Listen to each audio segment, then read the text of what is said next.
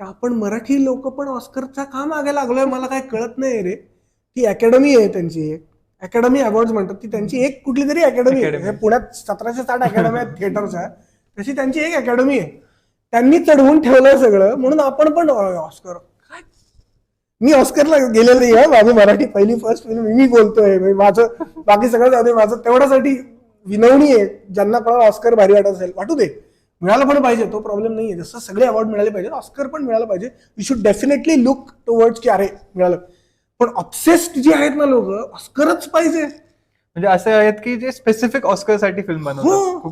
The Homebound पण तसंच आहे असेल, आय डोंट नो. आणि नाही, चांगला पण असेल, तो प्रॉब्लेम नाही. आणि परत माहितीये का, ह्याच्यात परत मला असं वाटतं डिरेक्टर कोण आहे, ऍक्टर कोण आहे, सगळ्यात महत्वाचं काय तुझं माहित नाही कोणाला काही, आणि तू ऑस्करसाठीच.